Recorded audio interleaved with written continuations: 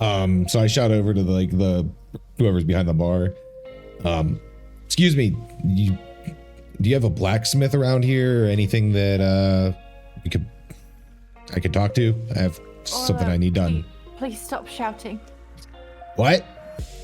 Stop, please. Stop what? Orlo. I'm trying to find the blacksmith. Then go, just leave. No, I don't know where I'm going once I leave. I'm asking the I bartender. don't care. Just go. I do care. So where's this blacksmith at?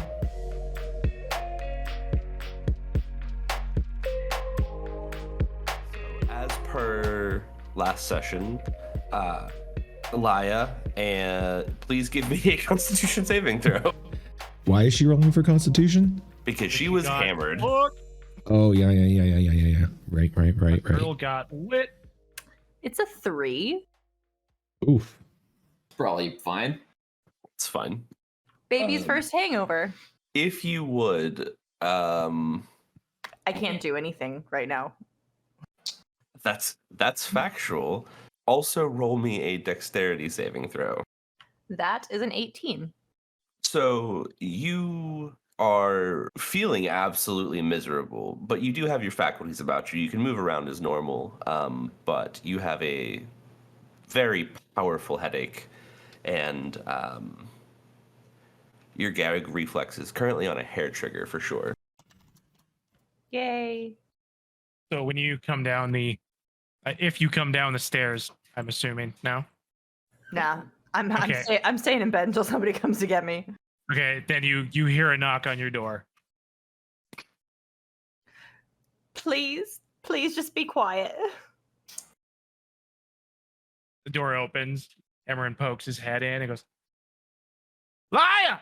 It's time to go! Why are you yelling? We gotta go right now! Orlo fucked God. up the thing! We gotta go!" Stop. I'm just What fucking is with you. what is happening? I'm just fucking with you. I brought you some tea. It's a tea that we brew when we have nights like yours out in Brackercord. It's widow bark. It'll help. Is it good? No, it's horrible, but it'll help. Are you sure? Yep, you're good. All right, bring it here. He'll even drink a little bit just to show you, like, tastes like not being fucked. I'll give the tea a sip. Give me another Constitution saving throw. 9? It's not good. He absolutely did not lie to you. And it's also now on the floor. Yeah, I thought that might happen. Let's try again. I brought a spare. I bought a spare, and I'm gonna put throw some sugar in it. Try to make it go down a little easier. One more with advantage. 14. So, Laia, you do manage to keep it down the second attempt. It still does not taste any better whatsoever, but over the next hour, you do feel the headache start to fade, and things are a lot less aggressive. Things like, the sun and noises. Life. So once you get it down, he'll kind of pat you on the back and say, "Let's go." But honestly, though, we should get going. Orlo's downstairs with the spoons again, and I don't know. Screw him and screw his spoons. Do they have food? Yeah. Fine. And I'll just trudge down after him. Everyone will be like, "All right, I'll give you a second to change." And as he walks out, slams the door as hard as he can. Gonna get you for that. Gonna open the door again, but what? I pick up whatever is handily nearby and easy to throw and throw it at him. A pillow would be the closest thing to you. No, something harder. A candlestick would probably be the second closest. Candlestick. Let's go. Is it still on fire? Who's to say? I'm you. Oh yeah. Well, fuck at me. It would have burned down throughout the night, so it would still have the candle on it, but it would not be lit. Okay. Make a ranged attack with an improvised weapon with disadvantage. That's a 2. So Laia picks up this candlestick and whips it at Emmerin, and it bangs against the wall, which is a miserable sound for Laia. So you hear like him trying to dodge it. He'll just like close the door really hard again as he goes out, and you just hear him cackling as he walks back down the hall. I'll get changed and very angrily go downstairs. So as you make your way downstairs, the others are sitting there. Orlo's just sitting there, like, with the spoons, but just cleaning them. Is Roland not miserable too? He got fucked. He's a professional. Yeah. My secret, I'm always miserable. Roland's downstairs, also sipping tea out of a cup. He kind of raises it as you walk off the stairs. Good morning, Emmerin. How are you? Dandy was just up talking to our what was he called there? Little squire. How would you like Squire's dice, Lyle? What? Did you say That's something? about right. Where's the food? Emmerin will look at whoever's behind the bar and kind of do a like, let's get this going. The bartender's standing there and he looks over at you and he sees Laia coming down the stairs and just gets a big old grin on his face, shakes his head, sends one of the barmaids off to get everything ready. She comes back over with just a big plate of bread and greasy meats, exactly what you need to cure a beautiful weekend hangover. And I guess Trash Can's with us as well, because he ended up staying the night at the inn. Gad is still in the inn, but he is not currently with you. Okay. I think you took him up and put him to bed, didn't you, Burke? Yeah. So I know you, at least some of you slept in the room with him. You can tell that he is feeling even worse than Laia is this morning. So he chose to stay in bed. I'm just gonna start shoveling down food as quickly as I can without upsetting my stomach. Fair enough. As quickly as I can without incurring a dice roll. You very much are loving everything in front of you because it doesn't taste like alcohol, which is a great thing for you right now. I think this is the best food I've ever had. It's really not like. Did anyone get me a plate? I believe we got some mushrooms in the back. Yeah. Again? I'm just doing what Laia told me. Anything I but have mushrooms? shite to say to you right now, Emmerin, okay? Just leave me alone. He smirks a little bit. He's gonna get up and go. He's I'll go get Gad. Like he's gonna give you a little smooch on top of your head and then walk on. Again, cackling as he walks up the stairs. Orlo, there is a bunch of food around. You guys paid for it last night, so they'll get you whatever you want.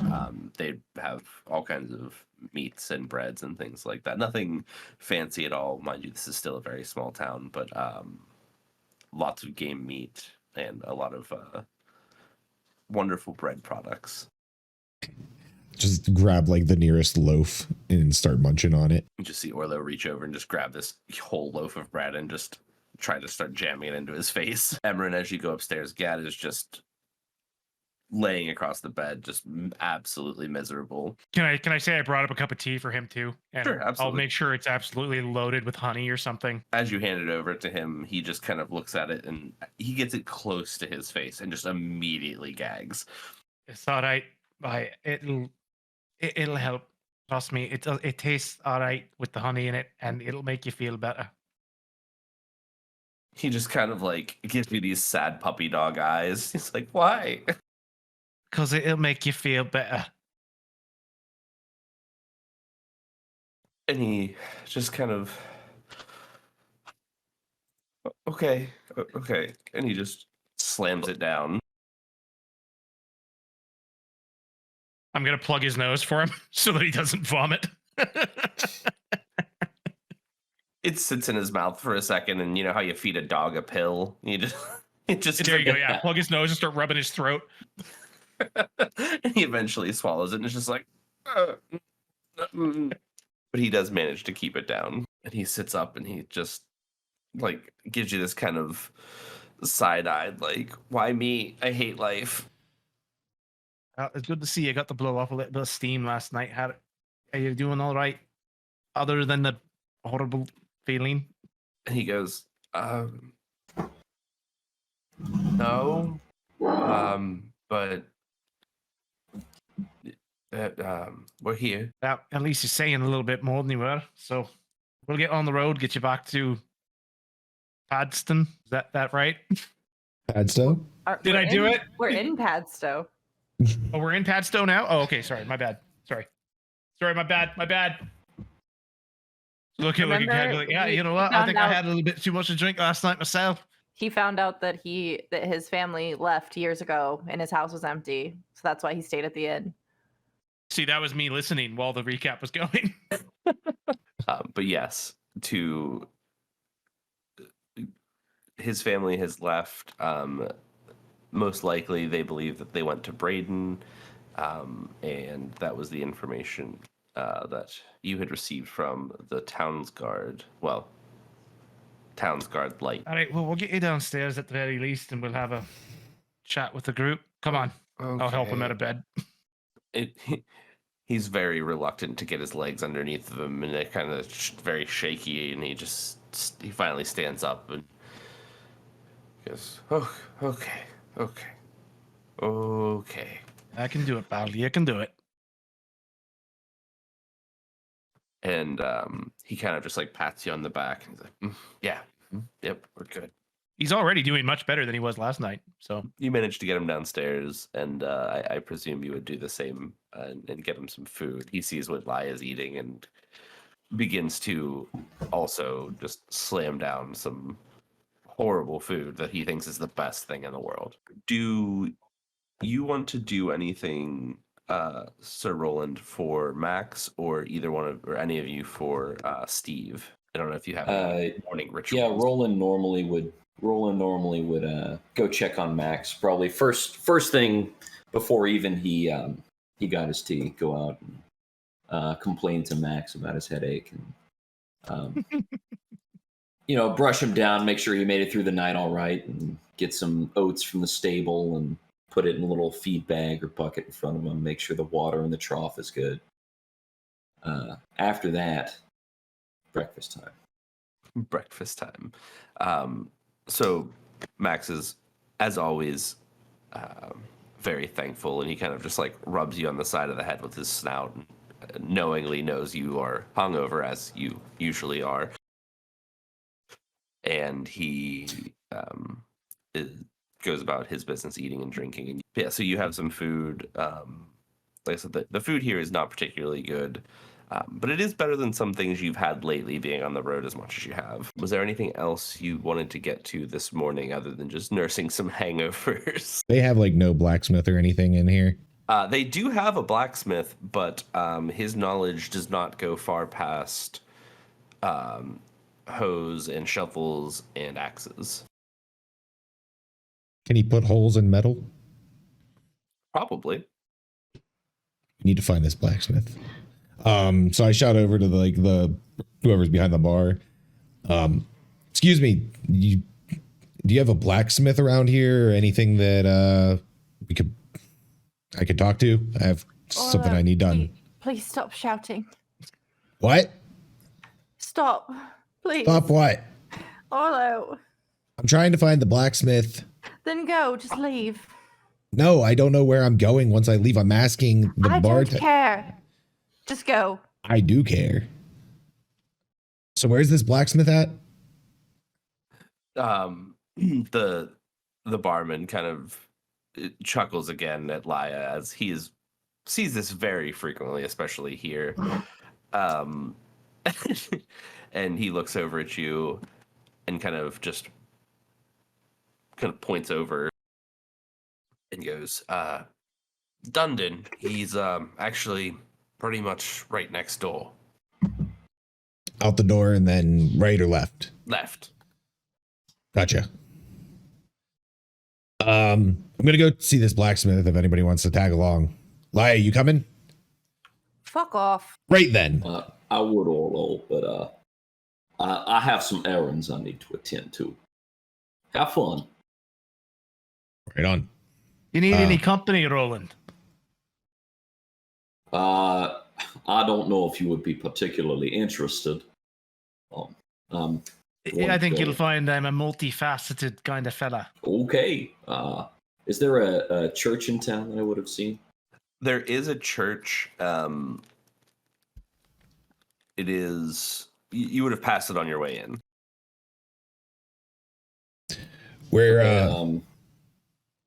are you two going? I could probably catch up with you two after I'm done doing what I need to do with the blacksmith. Oh, I'm going down to the church to offer my services for the morning in manual labor. I might be taking a little bit longer at the blacksmith than initially anticipated. I will see you all back here later. Nothing chases away a hangover quite like digging fence posts.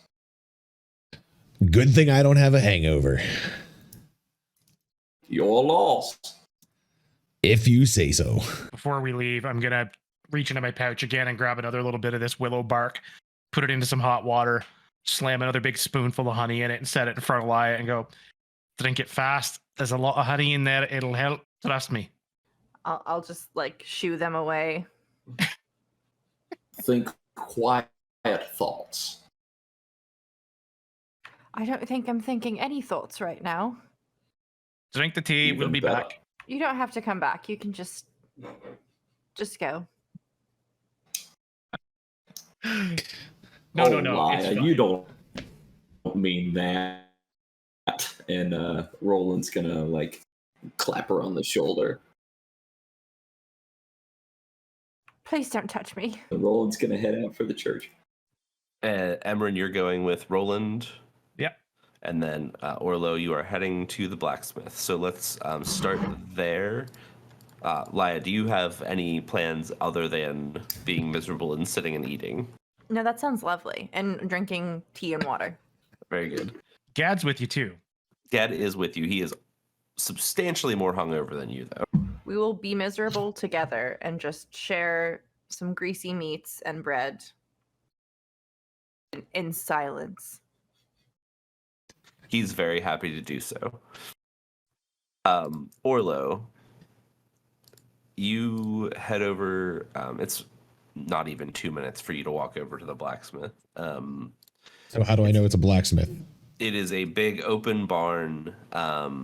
There is a long forge sitting just right out in the open, and Dundon is standing there pumping bellows, trying to it looks like a shovel he's heating up from where you are.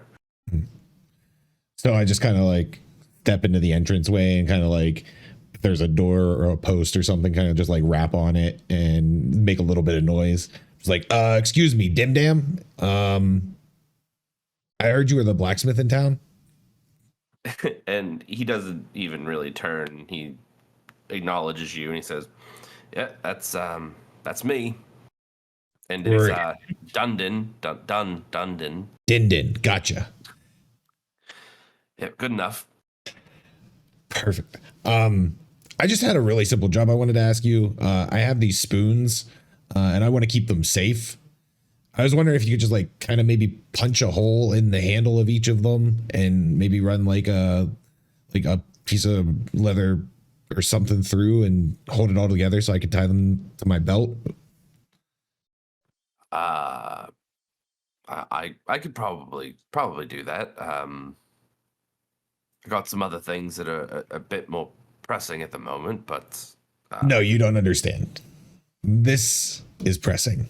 It's really important that I get this done. I don't know how much longer I'm going to be here, so whatever it takes to make this your priority. I could have my apprentice do it. Who's that? These are special spoons. Can we trust an apprentice with this? And he kind of gives you this side eye, and he just does this shrill whistle, and this kid comes running out from the back room, and he's all sweaty, and he's just completely covered in just coal and dirt and mud, and yes sir, what can I do for you? And I mean, this is literally a child. He's maybe 12 years old. You want me to give my spoons to that kid? He's more than capable. He's been learning for 2 years now. What is he, 8? The kid goes, I'm 13. Okay, kid. If you think you can handle this, I need you to take these spoons. They're really okay. They're very special spoons. If you do this job successfully, I'll tell you what I'm able to do with these spoons. So make sure you don't damage them. I want you to put a hole in each of the handles, and I want you to string a piece of leather through. I want to be able to tie them to my belt and keep them at my side at all times. Do you understand? Yes, sir. How many of them do you have? 5, 7? 6. 6. I was right around it. So he looks at you, and he seems very, very determined. This is his first real job that he's ever been given. He's like, I can do this. And he takes the spoons from you and sets them out. He heats up the handles. The first one takes the spike, bang, straight through it, no problem. Second one, bang, no problems. He gets the whole way up to the last one, and they're beautiful. The last one, he takes the hammer up. He misses completely, and he takes his thumb off.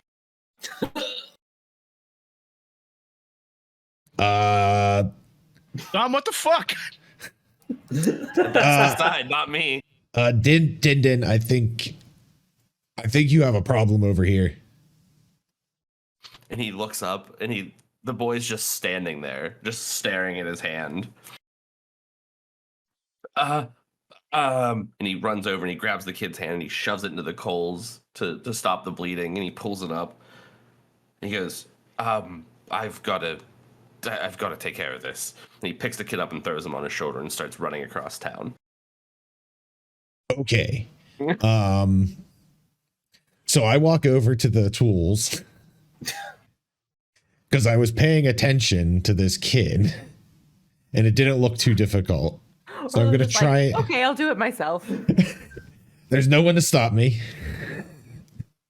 So I think it looks easy enough. I watched him do it 5 times. So we're going to try and punch some holes in my last spoon and just finish the job myself. Go ahead and roll an attack roll with advantage. An attack roll? Just like a D20 roll with advantage. 14. What's that poor kid gonna twiddle now? You don't want my answer to that. He's 13 years old. We know what he's going to twiddle. He'll find something, don't worry. Oh, Lord. So, Orlo, you heat up the end again. You lay the spike on, smack it, and it goes right through. And it's not quite as clean, but it's serviceable. Okay. And you can see laying around you, he had the leather strap already laid out. So all you have to do is pick it up and run it through, and you can just tie it straight to your belt. Perfect. And then after I'm done there, I kind of just like walk out and kind of see if I can see where they ran off to. You would not be able to see them at the moment. They're out of your sight. I don't see any blood trail or anything. No, actually, the cauterizing did quite a good job. Then I just shrug and go back to the bar. Okay. Then Roland and Emmerin, you remember passing the church on the way in. It's right next to the entrance that you came through, and you wander over. And Emmerin, this is not something you would be familiar with at all. While Roland, this is pretty much what you do in every town that you come to. Your normal morning walk over to the church of whatever it is. This particular one, you would recognize the symbol is the Archon Awon. How does one spell that? AWON. And what is A1 Arcana? So yeah, you would be familiar with this, obviously. You're pretty much familiar with all of the archons. She is the archon of seasons, and a lot of smaller towns, especially ones that rely on farming and things of the nature, are big proponents of her. Excellent. Are the doors to the sanctuary, are they open or closed or? There is 2 large doors, and one of them is propped open. Okay. And I've got a question for you. How would I address a priest?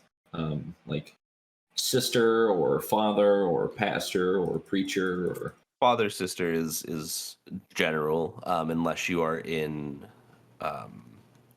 depending on the part of the world you're in this current juncture, it is father, sister. I'm going to go inside and look for the priest.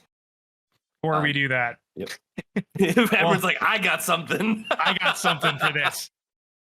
While we're walking along, Emmerin's just going to chat with you a little bit. Be like, so tell me again, what is that you're doing? Your holy quest, as it were. You're looking for, what was it, rocks? No, well, sort of. Building material. So, the Royaume d'Argent, where I'm from, was blighted during the Severance, and all of the towns, when we build them, what we can rebuild, are soon swallowed up again by the forest. So we are trying to find hardier building materials to build stronger walls, to sort of rally the people we have left. There will also talks of old potion masters in this part of the world who may have held some ancient secret that could help us.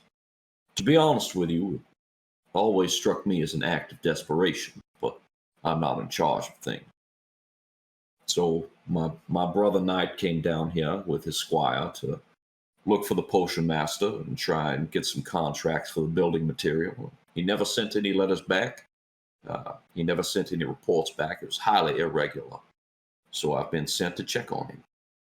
If the village had been swallowed up by a forest, isn't that an abundance of building materials available right then and there? Why do you need building materials that are actively trying to kill the people harvesting them? Sure.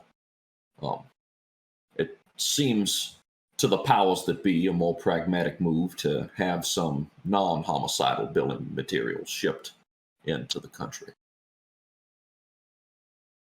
I'm gonna squint at you for a second.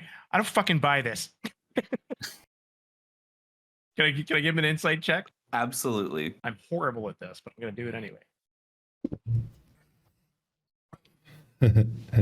Natural 1. Oh, I love that. You wholeheartedly believe he is telling you the truth. He's squinting at you. All right. Let me ask you a question, Emmerin. Seems only fair. What ulterior motive could I possibly have for coming to this place of all places, and getting into these misadventures? Roland, I'm a practiced liar. I come from a group of practiced liars. I don't fucking know. But it seems a little suspicious to me that they send out 2 holy fucking knights with holy powers, great big horses, swords, and shields to find some goddamn rocks. Not just rocks. To be honest, the building materials are a secondary concern after the potion masters. It seems questionable to me. Anyway, I'm not going into the church. I just came along with you just to keep eyes on you. Oh, okay. As you guys are standing here having this conversation outside, coming across the town, you see a man sprinting towards you, carrying somebody on his shoulder. And he runs straight past you, kicks the door open of the church, and just straight inside. That's trouble. Looks like it. Roland's going to go in after. I'll go with him. So as you walk in, it's not a very large building. They do have some large windows, and it's a high vaulted ceilings. It's all made out of wood, and you can see the man still sprinting through, and you hear his footsteps very loudly as they kind of echo through the rest of this long open building. And as they reach the front, they walk up to the man standing there, which Roland, you would only assume is the priest or the person in charge of the church. And they lay this looks like a boy down, like kind of just straight onto the floor, and the man pulls out a kit from his side and starts looking at this boy. You can't see from back at the front of the church, the back of the church, I suppose, what exactly is going on, but it seems something is very pressing